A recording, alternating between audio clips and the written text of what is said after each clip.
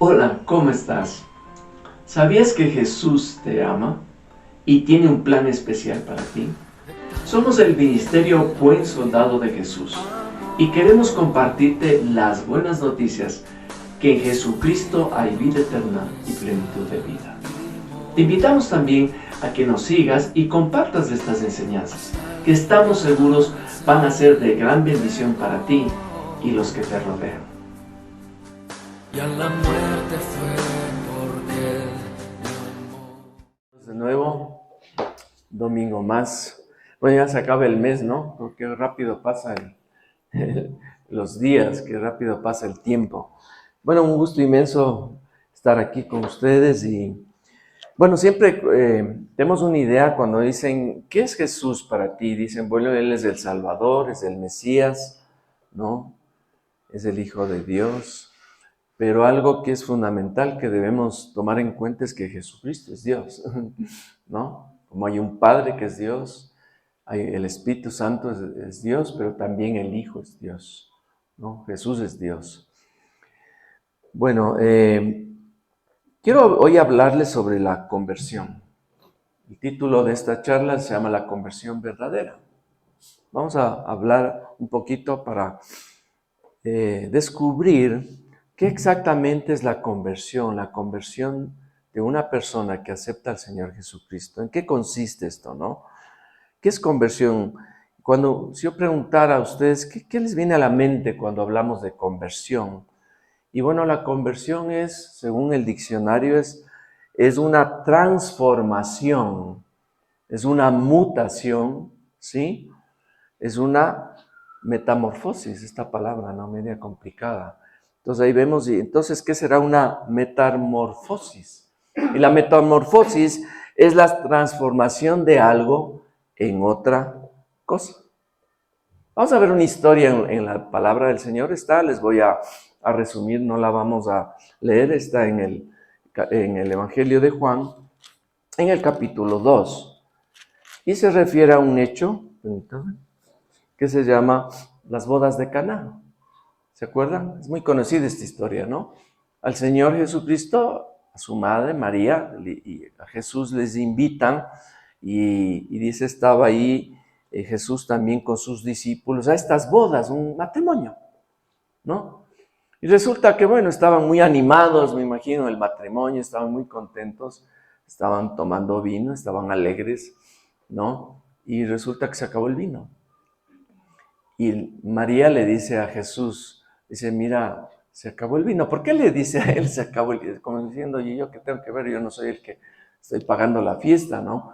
Pero ella sabía que él podía hacer un milagro. Sabía que Jesús era Dios, como decimos a un inicio. Entonces él le dice, mira, ¿qué tienes conmigo, mujer? Le dice, ¿no? ¿Qué tienes conmigo, mujer? Dice, aún no ha venido mi hora. Todavía no es mi tiempo, o sea, mi tiempo de hacer milagros, ¿no? Pero bueno, él complace a su madre terrenal, ¿no? Como sabemos, Jesús existe desde siempre, a Dios él mismo le creó a María. Y le llama, dice a los que atendían en la boda, y les dice, mira, ahí hay 6 tinajas vacías, grandototas, ¿no? Eran bastantes tinajas. Y les dice, llenadlas de agua, ¿no? Llénenles de agua. Y después algo pasa, ¿no? Obviamente el Señor hace un milagro maravilloso y el agua se convierte ¿en qué? En vino. Pero no un vino cualquiera, ¿no? Es un vino de esos, los mejores, más añejo. Y le dice, llévale al maestresala. ¿Qué era el maestresala? El jefe de los meseros, podríamos decir, el que atendía en la boda. Y son 6 tinajas, haciendo cuentas, más o menos, eran más de 800 botellas de vino de las actuales, es bastante, ¿no? Estaba prendida la boda. Entonces le dice, llévale. Y claro, el maestro Sala, jefe de meseros, prueba el vino y dice, wow, qué vino, qué delicioso este vino, este es el mejor. Dice, qué raro, porque normalmente en las reuniones, en las bodas o en las fiestas, dan primero el mejor vino y después, ya cuando la gente está un poquito ya mareadita, sacan el vino el más baratito, ¿no? Saca el que está guardado ahí. Como ya están medios mareados, no se dan cuenta, ¿no? Siguen tomando. Pero aquí es al revés. O sea, que el mejor vino, dice, para el final. Y bueno, a lo que iba, es que esto es algo, bueno, maravilloso, ¿no? En realidad, porque es un milagro sobrenatural. Imagínense, convertir el agua en vino. El agua tiene una esencia, es agua, y el vino es otra cosa. Nadie se baña con vino, ¿no es cierto? Nadie lava los platos con vino, ¿sí? Nadie se mete a una piscina que tenga vino. Son otras, es tu esencia. El agua es agua y el vino es vino. Son líquidos ambos, pero eso es una conversión y eso es una metamorfosis. De una esencia pasa a otra, diferente. Veamos un ejemplo en la naturaleza, ¿no? Hay una larvita chiquita que se va formando, ¿no? Esta larvita pequeñita, y se convierte en una oruga. ¿Qué es una oruga? Un gusano. Un gusanito ahí con patitas, un montón de patitas, pelitos, y está por los árboles así, ¿se han visto? A veces caminando, ¿no? Y es un ser que pasó de una larva a una oruga, y la oruga está ahí, se da las vueltas, y sigue. Y tiene un tiempo de estarse dando la vuelta ahí por las plantas y los árboles. Pero curiosamente, esa oruga o ese gusano llega a un punto en que empieza a encapsularse, empieza a hacer una cápsula, él mismo, como un nido, pero para él, una cápsula, y se mete dentro de esa cápsula, que se llama crisálida, esa cápsula, y pasa un tiempo y empieza como a madurar, ¿no? Ese gusanito, esa oruga, y después rompe la crisálida y sale un ser maravilloso, que es una mariposa. Diferente a la oruga, ¿no? Con los pelitos, con unas alas preciosas, unos colores. Sí, si ustedes han ido a Mindo, ven la variedad de mariposas ahí, es impresionante los colores, ¿no? Como algo de una esencia pasa a otra, muy diferente, como el agua y el vino. Eso se llama conversión, ¿no es cierto? Eso es lo que hace el Señor con nosotros. Vamos al libro de Hechos, al capítulo 3, versículo 19. 3:19. Así que dice el Señor en su palabra. Así que arrepentíos y convertíos. Conversión, ¿no? Esta metamorfosis. Arrepentíos primero y convertíos para que sean borrados vuestros pecados, para que vengan de la presencia del Señor tiempos de refrigerio. Convirtámonos al Señor, dice ahí la palabra, ¿no? Dejemos nuestra vida pasada, dejemos de ser, como decir, un gusanito, y convirtamos en algo maravilloso, la mariposa con alas. Convirtámonos, dejemos del agua y convirtamos en vino, en algo valioso, precioso, porque el vino tiene un simbolismo, ya lo vamos a ver. Pero aquí dice que primero debemos, ¿qué? Arrepentirnos. Es decir, desear una nueva vida, dejar el pasado atrás y buscar un inicio de una nueva vida en Cristo Jesús. Y más claro que esto no lo vamos a tener y está en 2 Corintios capítulo 5, versículo 17, que deberíamos memorizarlo, tenerlo muy conocido, uno de los más conocidos versículos, ¿no? 2 Corintios 5, 17. De modo que si alguno está en Cristo, es decir, está ya en el Señor, ya se ha convertido al Señor, nueva criatura es nuevo, somos algo nuevo, diferente. Ya no somos igual que antes, somos una nueva criatura.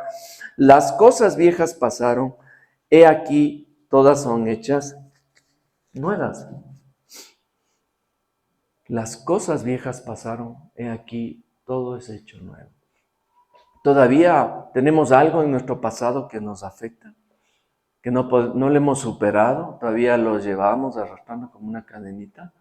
Bueno, la palabra del Señor dice que ya las cosas viejas pasaron. Ya tenemos que empezar una nueva vida en Cristo Jesús. Porque ha habido, ¿qué? Una conversión.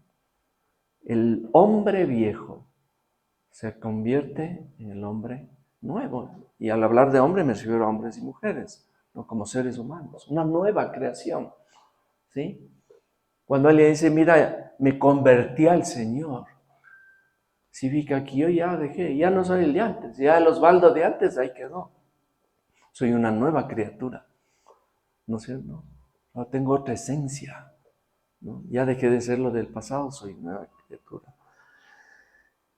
Juan, en el Evangelio de Juan hay una historia de un hombre que se llamaba Nicodemo, ¿no? Era un fariseo, un religioso de ese tiempo, ¿no? Y él se acercó donde el Señor y voy a leerle desde el versículo 1, ¿no? 3:1. Dice, había un hombre de los fariseos que se llamaba Nicodemo, ¿no? Un principal entre los judíos, o sea, de alto rango. Este vino a Jesús de noche y le dijo, Rabí o maestro, ¿no? Sabemos que has venido de Dios como maestro porque nadie puede hacer estas cosas que tú haces. O sea, le reconocía como un maestro, todavía no le reconocía como el Mesías, ¿no? Si no está Dios con él. Respondiendo Jesús le dijo, de cierto te digo, o en verdad te digo, no te estoy mintiendo, Nicodemo, que el que no naciere de nuevo no puede ver el reino de Dios. Y Nicodemo le dijo, ¿cómo puede un hombre nacer siendo viejo? O sea, no le cabía en la cabeza, ¿no? Él no entendía, ¿no? Dice, ¿cómo un hombre? Dice, ¿puede acaso entrar por segunda vez en el vientre de su madre y nacer? Respondiendo Jesús, de cierto te digo, o sea, no te miento, Nicodemo, que el que no naciere de agua y espíritu no puede entrar en el reino de Dios. Lo que es nacido de la carne, carne es, y lo que es nacido del espíritu, espíritu es. Él se refería a un nuevo nacimiento, pero no de la carne, no que el hombre volviera, como pensaba Nicodemo, al vientre, sino espiritualmente, un nuevo nacimiento espiritual, este hombre espiritual que está aquí. Y le dijo, no te maravilles de que te dije, os es necesario nacer de nuevo. El nuevo nacimiento. Esta conversión, esta metamorfosis de la persona antigua a una nueva, ¿por medio de qué? De Jesucristo. Él es el único que puede convertirle agua en vino, es el único que convierte una oruga en una mariposa, es el único que puede convertir una persona atrapada a un pasado de su pecado, de condenación, de muerte eterna, a vida eterna, a ser una nueva criatura. En Cristo Jesús, solo Él puede hacer. ¿Cómo lo hacemos? ¿Qué nos pide el Señor? La voluntad y el deseo de acercarnos a Él y pedirle, Señor, transfórmame, entra en mi vida, renuévame, quiero ser una nueva persona. Cuando yo, por el año 94, yo estaba un poco ya agobiado de mi vida pasada. Quería cambiar, no lo podía hacer, tenía muchos problemas con la bebida. Y yo ya quería cambiar, pero no pasaba. No pasaba el cambio. Las buenas intenciones se quedaban hasta el otro fin de semana, cuando volvía a la misma rutina de siempre. Yo decía, Señor, yo quiero cambiar, pero no podía. Hasta que realmente llegué a los pies de quién podía hacer eso, que era el Señor Jesucristo. Entonces yo le entregué voluntariamente mi corazón. Dije, Señor, te acepto como mi Señor y Salvador. Y en ese momento sentí la transformación de mi vida, de la liberación, y me volví otra persona. Ya no era el mismo de antes. Y mi vida cambió, mi hogar cambió, mi familia, todo empezó a ser diferente, hasta mi economía cambió. Ya tenía un orden en mis finanzas, en todo eso. Y es curioso porque a veces yo veo fotos de mí cuando yo era un poquito más joven, ¿no? Todavía soy joven. Pero veo esas fotos y realmente es como otra persona. No es que no me reconozco, ¿no? ¿Quién será este? No. Sino que no me siento identificado con ese Osvaldo, ¿sí? Porque yo nací de nuevo en el año 94, cuando le conocí al Señor, y desde ahí empezó mi vida, como podríamos decir. El resto es como un recuerdo de un pasado que ya está en el pasado, pero yo nací de nuevo en enero del año 1994. Y desde ahí me identifico y digo, ese soy yo. El de antes no no me identifico. Es como una persona un poquito extraña para mí, ¿no? Porque yo ya tuve una nueva creación en mí y todo cambió pero para bien, ¿no? Vamos a ver una metáfora que el Señor les comparte a sus discípulos, que está en Lucas 5, capítulo 5 de Lucas. Vamos a Lucas 5, versículos 37 al 34. ¿Sí? Y dice, y nadie echa vino nuevo en odres viejos. De otra manera, el vino nuevo romperá los odres y se derramará, y los odres se perderán.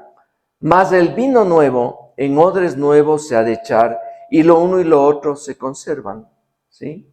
Y ninguno que bebe del añejo quiere luego, que beba del añejo quiere luego el nuevo, porque dice el añejo es mejor. Un poquito difícil de entender esto del vino nuevo en odres viejos, ¿no? Pero les voy a explicar. Dice, nadie echa vino nuevo en odres viejos. ¿Qué era el odre? El odre era una especie de funda de cuero que usaban en ese tiempo, donde guardaban el vino. Entonces, curtían el cuero y era como una funda de cuero metida el vino ahí, ¿no es cierto? Y ahí el vino se añejaba, o sea, ya tomaba su cuerpo, su forma, ¿no es cierto? Entonces, ustedes saben, el vino tiene un proceso de añejamiento en el cual unos ácidos van produciendo que el vino se convierta en alcohol.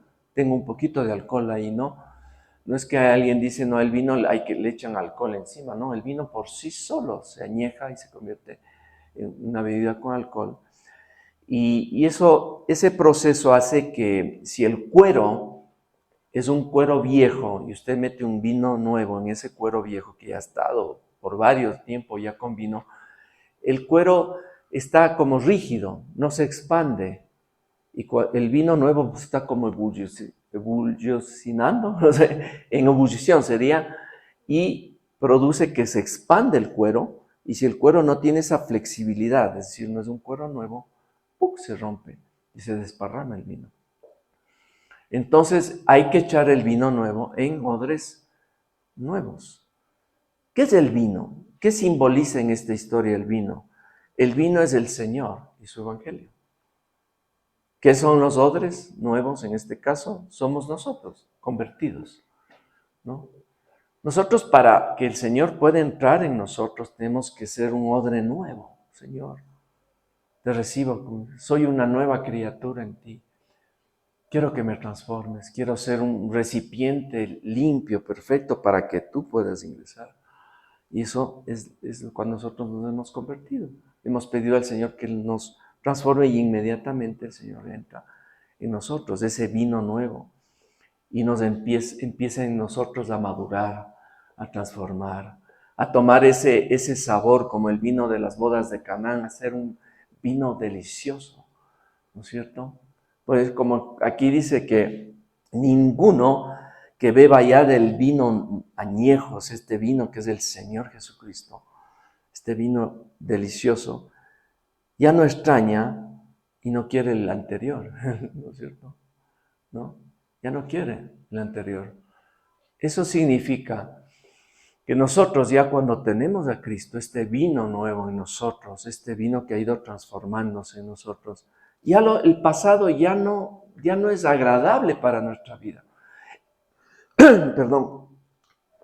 Ya es desechable el pasado. Perdón. Entonces ya no queremos, como digo, ya el pasado ya no quiero disfrutar de esa vida. Antes la disfrutaba, antes me atraía, pero ahora yo quiero una nueva vida, la cual me brinda alegría, me brinda gozo, me brinda esa pasión por cumplir la voluntad del Señor. Esa nueva vida es el vino perfecto que el Señor ha puesto en nosotros. Mire, las conversiones son a veces engañosas. Uno dice, mira, estuve en la iglesia y invité a las personas a que pasen adelante y se conviertan, ¿no? Y pasaron y, qué sé yo, si es una iglesia grande, dice, pasaron 100 personas y se convirtieron al Señor. Y uno dice, interesante, ¿no? Y dice, no, qué lindo que esas 100 personas ahora estén convertidas al Señor. Pero ¿será así? ¿Será en verdad así? ¿No? ¿Será que porque una persona pasa adelante y hace realmente una oración que el pastor le dirige, se ha convertido? Tal vez algunos sí, de corazón, como fue mi caso. Yo pasé adelante y de corazón me convertí, porque de ahí cambió ya mi vida para siempre, ¿no? Pero a mí me pasaba antes de eso algunas cosas curiosas. Yo iba a alguna campaña evangelística y mi hermano mayor, mi hermano José, él me decía, ñaño, oye, pasa adelante para que aceptes al Señor. Y yo dentro de mí decía, es que yo no quiero, o sea, no me nace, ¿no? Pero mi hermano decía, aprovecha ahorita, tienes que convertirte al Señor. Y yo por complacerle a mi hermano, pasaba. Y claro, en mi corazón sí había un deseo de ser transformado, pero también había otro deseo de seguir con mi vida tal cual. Estaba entre la espada y la pared. Estaba con un pie aquí y otro pie acá. Un pie en el mundo y otro pie queriendo entrar al mundo de Dios, al reino de Dios. Y esa era una lucha espiritual que yo tenía. Entonces yo pasaba, ¿no? Me acuerdo en una campaña que hubo en la Plaza de Toros, hace muchos años atrás, vino un famoso pastor ya fallecido hoy, puertorriqueño, que se llamaba Gigi Ávila, y él era un pastor poderoso, una prédica así intensa, firme, que daba, lo que él predicaba daba miedo, a lo menos a mí me daba miedo, porque él predicaba duramente, ¿no? Y decía, sin convertirse, si no te conviertes al Señor, tu destino será el infierno. Y uno se quedaba así, ¿no? Los pelos se le ponían de puntas. Llegó a un caso que yo, en la segunda día de campaña, porque él estuvo como 3 días ahí en la Plaza de Toros, yo llegué a la puerta de la plaza con mi hermano, y me acuerdo con algún otro familiar, y yo dije, no, no voy a entrar. Entonces le dije a mi hermano, no, yo no voy a entrar. Me dijo, ¿pero por qué? Le digo, no, no, no quiero. Más luego tal vez entra tú y así. Y yo me acuerdo que me quedé afuera y como ahí cerca vivía una tía, tenía en la casa, unas tías nuestras, ¿se acuerdan en la Jipijapa donde nos reuníamos antes? En esa casa. Yo me fui caminando y me acuerdo que salieron mis tías y me recibieron y yo me quedé ahí. Tenía miedo. Tenía miedo porque la palabra me confrontaba a mí, me sacudía. Yo decía, este hombre tiene una palabra dura, pero lo que él dice es la verdad. Tenía miedo de dejar mi vida pasada, ¿sí? Tenía miedo de dejar lo que era antes y convertirme en una nueva criatura, en un nuevo ser alineado a la voluntad de Dios. Entonces, ¿qué pasaba? Que pasó así otras campañas y yo pasaba adelante. Decía, sí. Entonces mi hermano tenía la idea de que yo estaba convertido. Por este hecho, ¿no? De que yo simplemente hice ese acto de pasar y eso, ¿no? Entonces yo cuando ya fue realmente mi tiempo de conversión, yo fui a Verbo, a este ministerio donde yo me inicié, y el primer día, la primera noche de un miércoles del año 94, como les digo, nos dijeron, vamos a repartirnos en grupos, eran grupos de hombres. Y tú, dice, los que realmente no se han convertido al Señor, vayan a este grupo, los que no han aceptado al Señor. Entonces yo me fui a ese grupo. Y estaba ahí y el pastor nos estaba dando una charla muy bonita. Y después veo que abren la puerta y era mi hermano. Y mi hermano me llama, me dice, oye, ¿qué haces ahí? Me dice, si tú ya este es para los que no han aceptado a Cristo, tú ya estás convertido. Entonces yo le dije, tuve que decirle la verdad. Le dije, ñaño, es que yo nunca me he convertido. Entonces él se quedó. Y bueno, y de ahí al siguiente domingo, ahí es cuando yo realmente di un paso de fe. Y el Señor Jesucristo entró en mi vida y sentí esa transformación y sentí que Dios entró en mi corazón. Y de ahí fue la primera vez, porque fue un acto voluntario y de corazón mío, sentí que Dios había entrado en mi vida. Y ahí sentí la verdadera conversión. Y dije, ahora sí, de aquí para adelante no hay marcha atrás y mi vida la voy a entregar al Señor. De hoy, de aquí hasta la eternidad, de aquí para siempre. Y gracias a Dios no he dado un paso atrás. Son bastantes años, imagínate, son 30 años. Pero he seguido caminando en el Señor. ¿Cuáles son los frutos de una persona que se ha convertido al Señor? ¿Cuáles son los frutos de una persona que se ha convertido al Señor? Vamos al libro de Gálatas. Al libro de Gálatas. Y vamos a leer Gálatas 1, del 6 al 10. ¿Sí? Eso ahí está en pantalla. Dice, estoy maravillado de que tan pronto os hayáis alejado del que os llamó por la gracia de Cristo para seguir un evangelio diferente. Dice Pablo aquí que está maravillado de que tan pronto se hayan apartado del Señor, ¿no? Buscando un evangelio diferente. Y no que haya otro evangelio, porque solo hay uno, ¿no? Sino que hay algunos que os perturban y quieren pervertir el evangelio de Cristo. Aquí dice, hay gente, yo diría el mundo, ¿no? Que no quiere que tú te apartes de ese mundo, ¿no? ¿No es cierto? Como este hombre, Víctor Torres, que estaba adicto a la heroína y después ya que dejó, aceptó al Señor, fue a un centro de rehabilitación y salió. Y ¡pum! Ni bien entrando a su casa se topó con un amigo que le dijo, mira, aquí tienes un sobrecito de heroína para ti, especialmente para ti. Y él quiso como extender su mano, pues algo en el interior le dijo, no, esa ya no es tu vida, ya no puedes volver a eso. Y se paró y dijo, no. Pero así es el mundo, ¿no?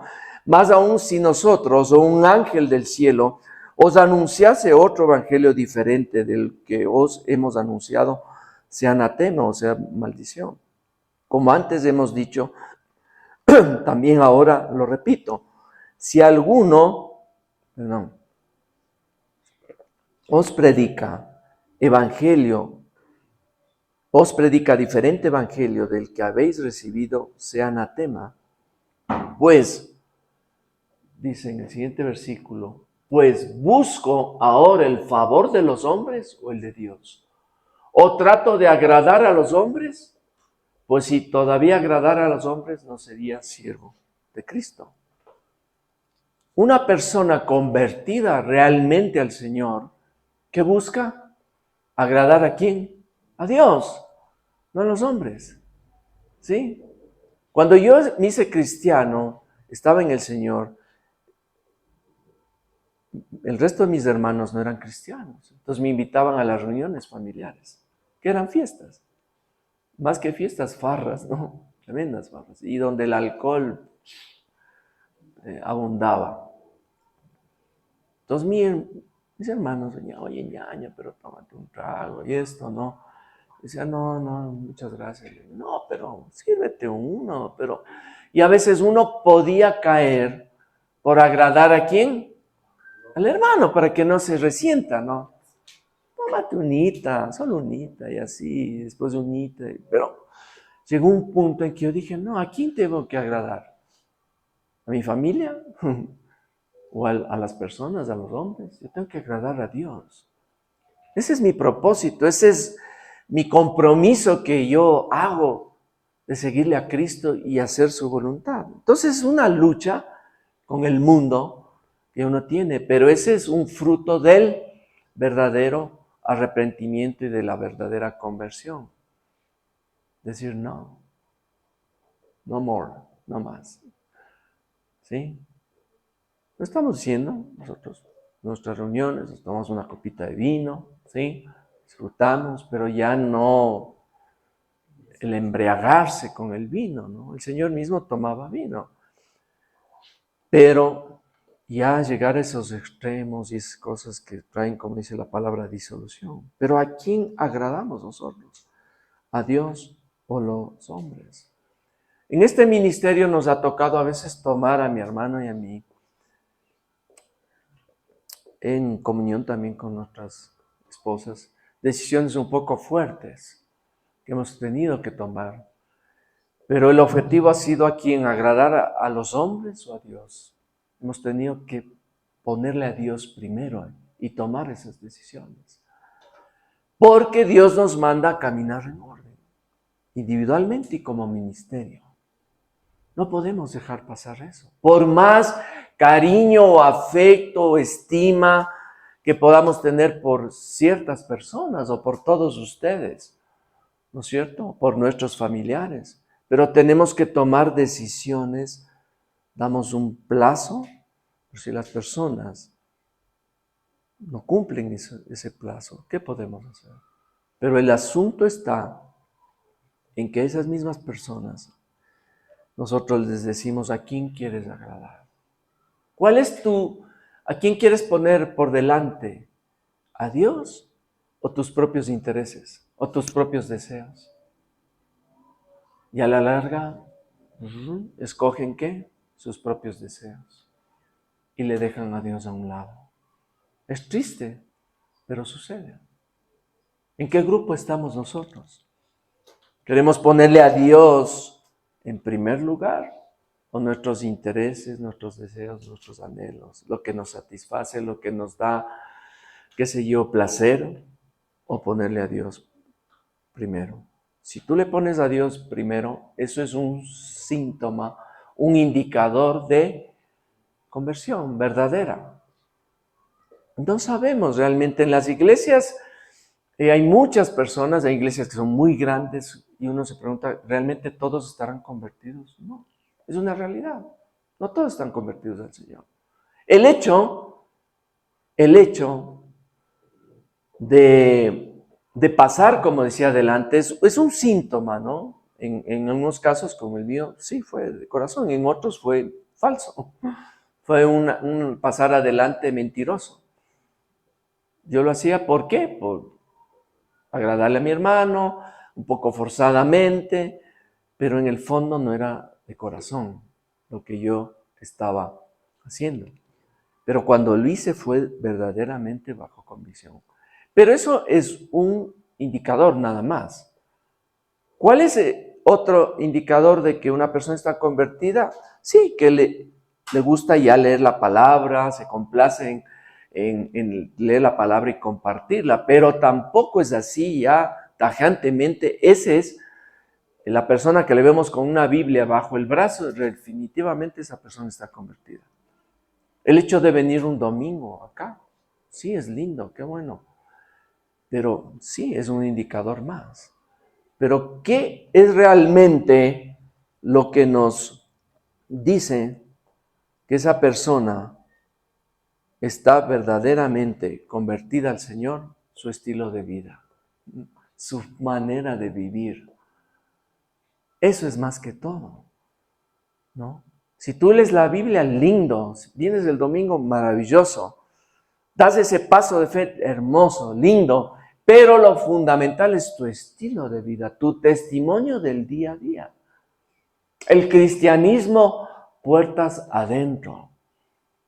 Dentro de la casa, la gente, fuera de la casa, lindo, somos grandes cristianos. Abrimos la puerta, entramos y nos volvemos, ¿qué? Transformers. Totalmente otro tipo de cristiano. Ahí es cuando empieza el griterío, las malas palabras, ¿sí? O cosas que hacemos, nadie me va a ver, ¿no es cierto? Pero el cristianismo es integral, es transparente. Nadie me va a ver, pero Dios sí te va a ver. Entonces, es el fruto del arrepentimiento. Leamos lo que dice Mateo 7. No está, creo que en la lista Ira, pero si le podemos poner ahorita. Mateo 7, del 15 al 20. Del 15 al 20. Mateo 7, del 15 al 20. ¿Sí? Dice, guardaos de los falsos profetas que vienen a vosotros con vestidos de ovejas, pero por dentro son lobos rapaces. Por sus frutos los conoceréis. ¿Acaso se recogen de los espinos o higos de los abrojos? ¿No? Así todo buen árbol da buenos frutos, pero el árbol malo da frutos malos. No puede el buen árbol dar malos frutos, ni el árbol malo dar buenos frutos, frutos buenos. Todo árbol que no da buen fruto es cortado y echado en el fuego. Así que por sus frutos los conoceréis. ¿A quiénes? Bueno, aquí está hablando de los maestros, ¿no? Pero por los frutos les conoceréis a todos nosotros, los que decimos ser seguidores de Cristo, cristianos. Por los frutos, la manera de vivir. ¿Cómo está la manera de vivir? El domingo estamos aquí, salimos del domingo y cambia nuestra manera de vivir automáticamente y volvemos a la manera de vivir antigua. ¿No? ¿No? Me dicen ustedes, no. Yo salgo de aquí y tengo el mismo estilo de vida de un hijo de Dios. No ha cambiado. Pues qué lindo. Un aplauso porque es síntoma de una verdadera conversión. ¿Sí? Entonces, no solamente es tener una Biblia bajo el brazo, ¿sí? O decir, yo soy cristiano, sino vivir ese cristianismo en el día a día. Ese es el fruto del que testimonia ante los ojos de las personas que es cristiano. Por eso hay algunos que dicen ser cristianos y son unas cosas terribles. Estaba viendo de un pastor en Estados Unidos que les involucró a la iglesia a invertir en estos negocios, yo no sé si de los bitcoins o algunas cosas de estas, diciéndole que Dios le había hablado, que Dios le había dicho que deben invertir en eso porque les quiere prosperar terriblemente y la gente metió plata, pero él cogió esa plata y se la llevó para él. ¿Se dan cuenta? Un pastor, ¿sí? Es un verdadero cristiano convertido, ese pastor, ¿no? No por el hecho de pararse ante un púlpito alguien puede ser que está verdaderamente convertido. Es los frutos de su vida. Vamos a Tito 2:10.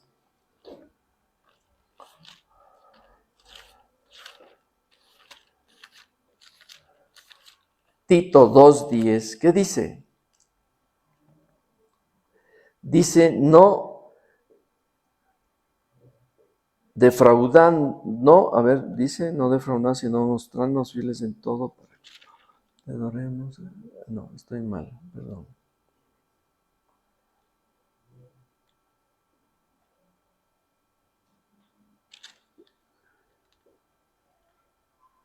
Aquí es 2:1 es, perdón. 2:1, ¿sí?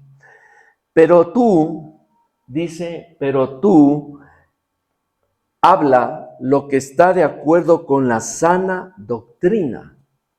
Tú habla lo que está de acuerdo con la sana doctrina. Es otro síntoma de la conversión, cuidar la sana doctrina. No predicar cosas que no estén alineadas a la palabra. ¿Sí? Porque realmente vemos ahorita un montón de cosas que se están predicando medias locas, ¿no? Y realmente uno dice, bueno, ¿de dónde sale esto, no? Vamos a ver segunda epístola de Juan 1:9. Segunda de Juan 1:9. Cualquiera que se extravía y no persevere en la doctrina de Cristo no tiene a Dios, dice. Segunda de Juan 1:9. Segunda de Juan 1:9. Dice, cualquiera que se extravía y no persevere en la doctrina de Cristo, o sea, no guarda la sana doctrina, o sea, no es celoso de lo que dice este libro, no tiene a Dios. O sea, no está convertido, no tiene a Dios. El que persevere en la doctrina de Cristo, ese sí tiene al Padre y al Hijo. O sea, tenemos que tener celo por la doctrina, predicar lo que dice la palabra. A veces yo me sorprendo que escucho de pastores famosos, conocidos, unas doctrinas medias locas. Yo me dice, ¿de dónde sacaron eso? Eso no está en la Biblia, es una interpretación de él. Ellos ya quieren crear otros evangelios. El evangelio del mismo pastor, la interpretación personal de él. La Biblia tiene una sola interpretación. No tiene varias verdades la palabra, tiene una sola. No es que a mí me parece, yo creo, ¿no? Y cambian. Si la palabra dice una cosa, ahora yo voy a, como decir, prácticamente la Biblia ha excomulgado a uno de los personajes, yo le voy a restaurar a este personaje, voy a hacer mi propia versión. No, eso es falso. Entonces, realmente nosotros debemos tener cuidado,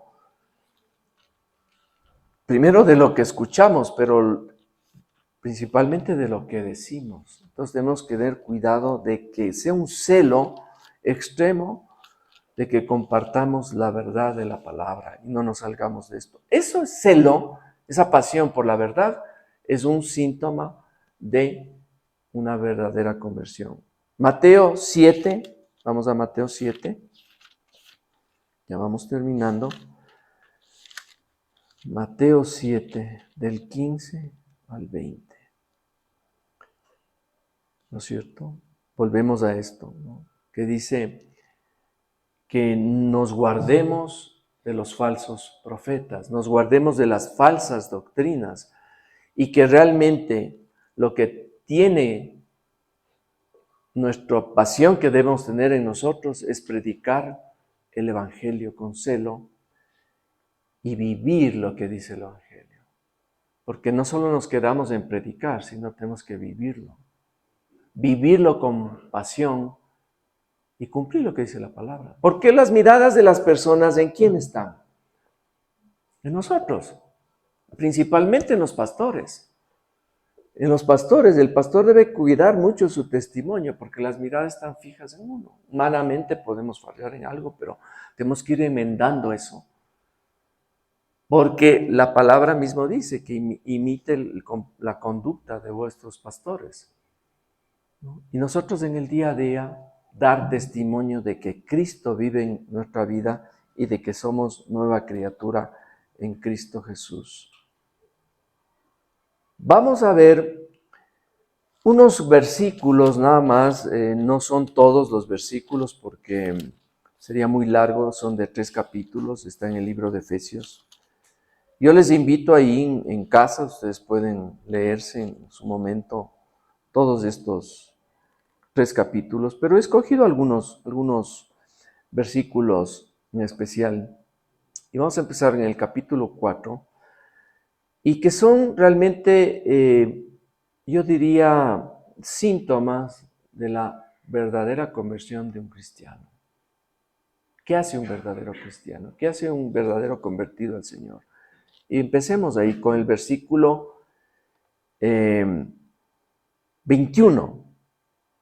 Dice, si en verdad le habéis oído, o sea, al Señor, le habéis oído, y habéis sido por Él enseñados conforme a la verdad que está en Jesús, vamos a ver hasta el 25, en cuanto, dice, a la pasada manera de vivir, despojaos del viejo hombre que está viciado conforme a los deseos engañosos. Si verdaderamente Cristo está en ti, dice, no, en cuanto a esa manera de vivir en el pasado, dice, despójate de ese viejo hombre, ¿no? Que está viciado conforme a los deseos engañosos. Y renovaos en el espíritu de vuestra mente. Al inicio proclamamos una palabra que dijo Romanos 12:2, que no nos conformemos o nos adaptemos a las modas o tendencias de este mundo actual, sino seamos transformados por medio de ¿qué? De la renovación de nuestro entendimiento, para que comprobéis cuál es la voluntad de Dios, agradable y perfecta. Dios quiere transformar tu vida, pero trabaja en nuestra mente, y nuestra mente es nuestra mente y corazón, es nuestra alma. Pero dice, ya tienes que ya no pensar como antes. ¿No? Un cristiano convertido tiene que tener otra manera de ver la vida, de ver las cosas, pensar diferente. Si el mundo piensa de una manera, ¿no? centrada, ¿qué hice yo? Como decíamos en otra predica, el amor al dinero, que es el origen de todos los males. Nosotros vemos al dinero como realmente una bendición de Dios, pero nuestro corazón no tiene que estar puesto en el dinero. Es increíble ver cómo hay pastores que se jactan de que él tiene un jet privado. Imagínense, un jet privado. O sea, digo, ¿cómo va a ser eso? O sea, un pastor está para servir, no es un medio, la iglesia, el ministerio para enriquecerse.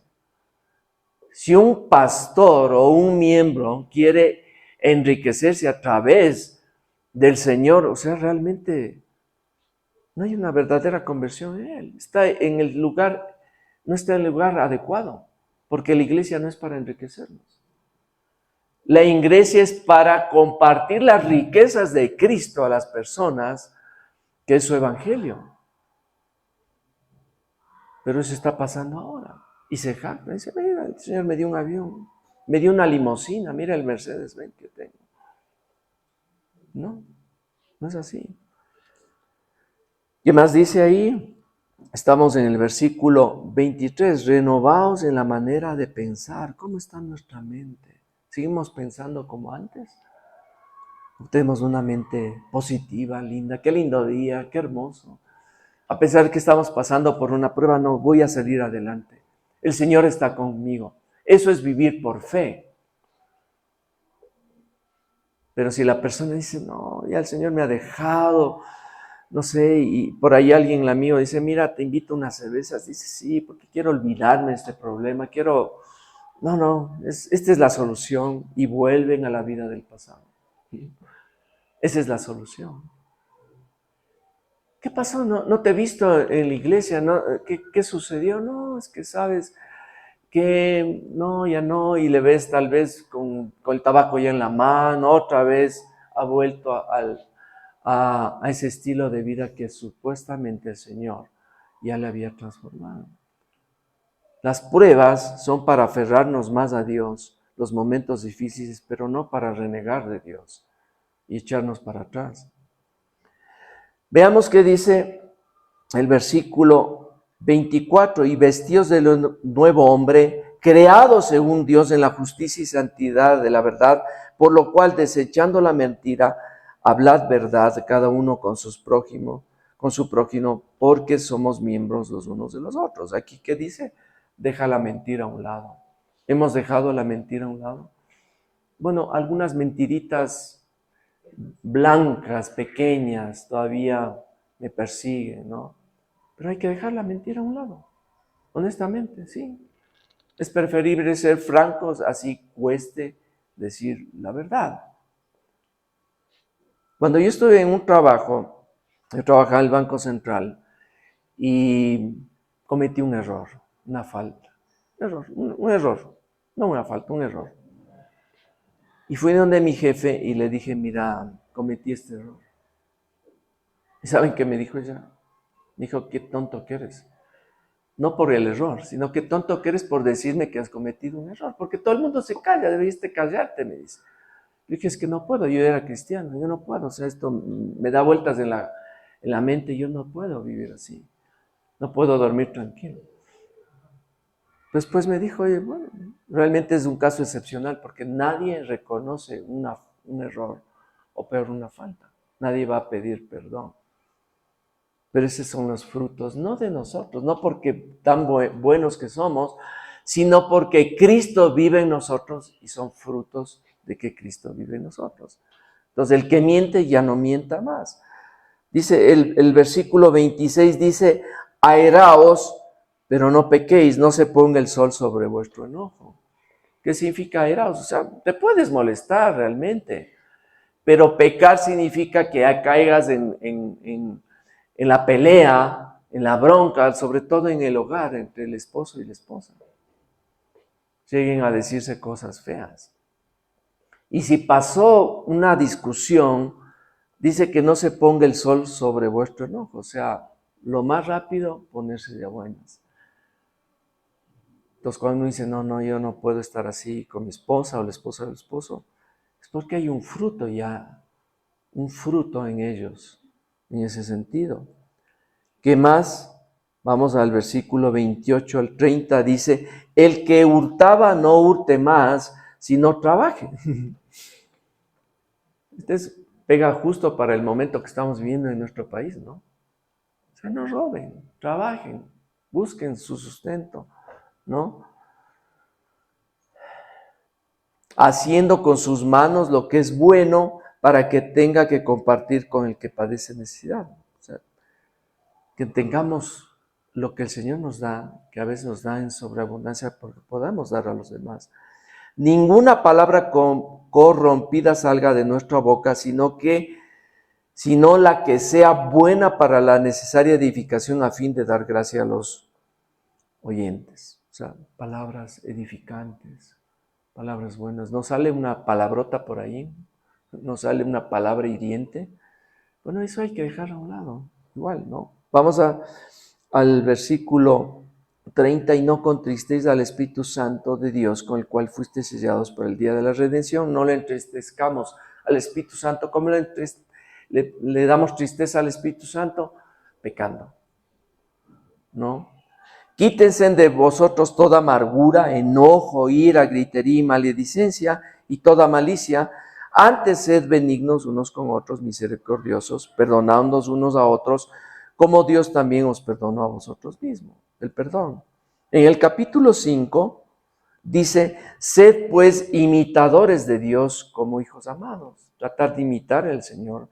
Andad en amor, como también Cristo nos amó y se entregó a sí mismo por nosotros, ofrenda y sacrificio de Dios en olor fragante.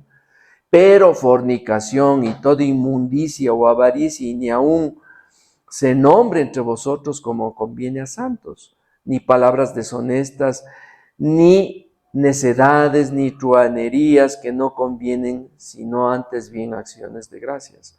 Porque sabéis esto, que ningún fornicario, inmundo o avaro, que es idólatra, tiene herencia en el reino de Cristo y de Dios. Aquí voy a hacer un paréntesis por la idolatría. ¿Qué es la idolatría? Es quitarle a Dios su puesto. No tendrás dioses ajenos delante de mí. Pero en este mundo actual sí hay, además, que la gente puede reemplazar al Señor, nuestro Dios, con otro Dios, dentro del mismo cristianismo, yo diría, ¿no? Poner a los santos como dioses, ¿no? O a María como una diosa intercesora. Eso es ofensivo delante de los ojos de Dios. Pero también hay otros ídolos que tenemos en el día a día. Puede ser en la misma familia. La esposa idolatra al esposo, el esposo a la esposa a los hijos, el esposo a la madre, al padre. O sea, una idolatría y un amor de ponerle sobre a las personas sobre Dios.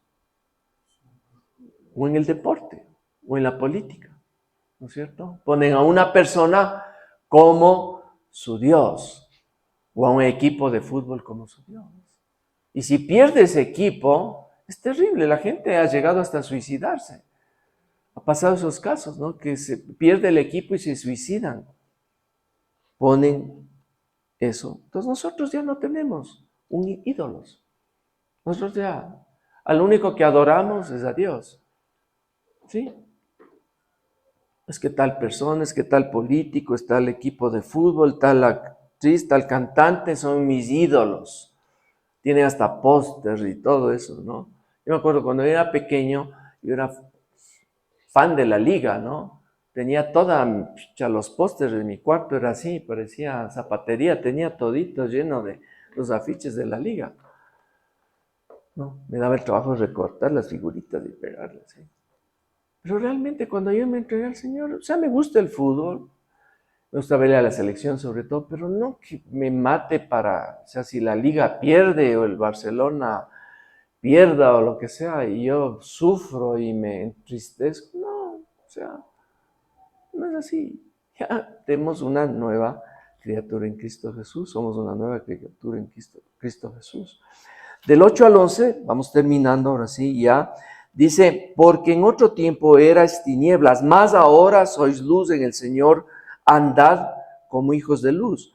Porque el fruto del Espíritu es en toda bondad, justicia y verdad, comprobando lo que es agradable al Señor. ¿sí? Y no participéis de las obras infructuosas de las tinieblas, sino más bien reprendedlas. En el 20 dice, dando siempre gracias por todo al Dios y Padre en el nombre de nuestro Señor Jesucristo. Siempre hay que dar gracias a Dios por todo. Tú eres de los que va a comer algo y te da vergüenza orar, porque han de descubrir que soy cristiano. ¿No? Pero hay que orar por los alimentos, hay que orar por todo el Señor. Y si no hay que avergonzarse, en cualquier momento, no hay que decir, sí, yo soy cristiano. ¿Sí? Si te toca orar por los alimentos, sí, ora por los alimentos, lindo, es una bendición, no importa que te estén viendo, mira, ¿por qué estarán así o algo? ¿No? ¿Qué más? Dice aquí, en el 5, está en el, del 1 al 5, dice, y andad en, a ver, ya me confundí, estamos en el 20, ¿no? Vamos al 22. Dice, las casadas estén sujetas a sus propios maridos como al Señor. Es un síntoma de que Cristo vive en las personas. Las esposas deben estar sujetas a sus esposos. Y esto no es machismo, pero sujeción significa respeto, consideración, que el hecho Jaime regresó a ver, ¿no? Oirás, dice, escucharás, ¿no? Sí. Y trae esa bendición. En los hogares hay una competencia entre el esposo y la esposa no honra al esposo como cabeza del hogar. Hay una falla en el plan de Dios, ¿no? Pero el esposo debe ganarse ese puesto también. ¿Cómo? Siendo, como dice, que seamos ejemplo de amemos a nuestras esposas como Cristo se entregó por su iglesia, que es su esposa. Entonces el esposo debe dar ejemplo hacia su esposa de entrega. Veamos el 24. Dice, así que como la iglesia está sujeta a Cristo, así también las casadas lo estén a sus maridos en todo. Pero ahí viene la parte que les corresponde a los maridos. Maridos, amad a vuestras mujeres, así como Cristo amó a la iglesia y se entregó a sí mismo por ella, para santificarla, habiéndola purificado en el lavamiento de agua por la palabra.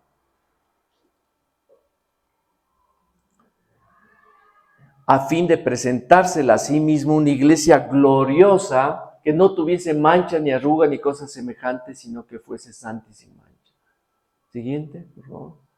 Así también los maridos deben amar a sus mujeres como a sus mismos cuerpos. El que ama a su mujer, a sí mismo se ama. ¿Sí? ¿Amén? Y el 29 dice, porque nadie aborreció jamás a su propia carne, sino que la sustenta y la cuida, como también Cristo a la iglesia. Y vamos al final, al capítulo 6, y vamos a leer algo que se refiere también a los hijos. Hijos, obedeced en el Señor a vuestros padres, porque esto es justo. Honra a tu padre y a tu madre, que es el primer mandamiento con promesa, para que te vaya bien y seas de larga vida sobre la tierra. Hay bendición de los hijos en obedecer a sus padres, honrarles, respetarles. Así los padres se equivoquen, así los padres cometan errores, pero hay las tendencias de los jóvenes, y vamos a dar una prédica para los jóvenes en algún momento, de rebelarse contra los padres. Es una tendencia de este tiempo.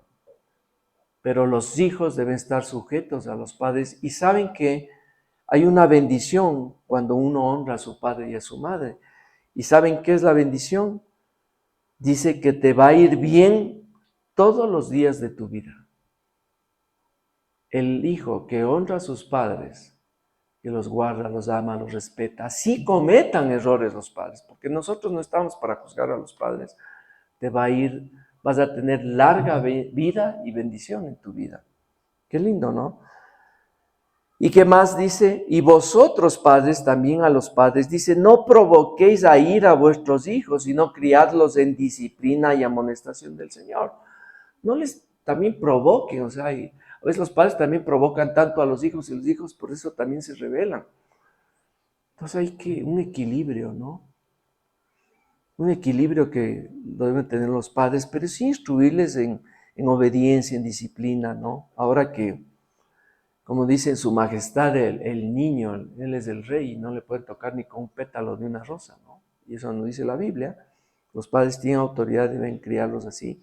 Y siervos, en general todos nosotros, obedeced a vuestros amos terrenales, a vuestros jefes en las oficinas, a tus autoridades, con temor y temblor, con sencillez de vuestro corazón como a Cristo. Como vemos, estos son frutos, es una probadita, pero son detalles importantes que nos dicen que uno tiene a Cristo en su vida, que uno ha sido convertido por el Señor. Es el testimonio de vida del día a día. Y dice, mira, qué lindo es ver a una persona como tú, que lo vemos, que no sé, tienes algo especial, ¿no? Tu forma de ser, cómo te llevas tú con tu esposa, ¿no? Con tus hijos, cómo eres en el trabajo, ¿no? Siempre el que más trabaja, el más ordenado, el más disciplinado, ¿no? Cómo se ve, cómo tú respetas a tus padres, ¿no? Son frutos. ¿Por qué eres así? ¿Qué tienes que yo no tengo? Yo tengo a Cristo. Cristo es el que hace eso, es el fruto, no mío, no de mí, porque somos humanos, somos falibles, sino de que Cristo vive en mí y he sido transformado, he sido renovado, he sido convertido de un hombre o mujer antiguo con sus defectos, sus cosas, a una nueva criatura en Cristo Jesús. Ese es el reto que tenemos que cumplir con celo todos los días. Les invito a que pongamos de pies, por favor. Vamos a orar. Vamos a tener un tiempito de oración. Sabemos que esta enseñanza ha sido de gran bendición para tu vida. Gloria al Señor. Suscríbete y compártela. Además, síguenos en nuestras redes sociales y escríbenos a este correo electrónico aquí en pantalla. Queremos escucharte. De igual manera, te invitamos todos los domingos a nuestro culto familiar en el Hotel Savoy Inn, Salón Las Rosas, al norte de Quito. Será un gusto inmenso conocerte. Dios te bendiga.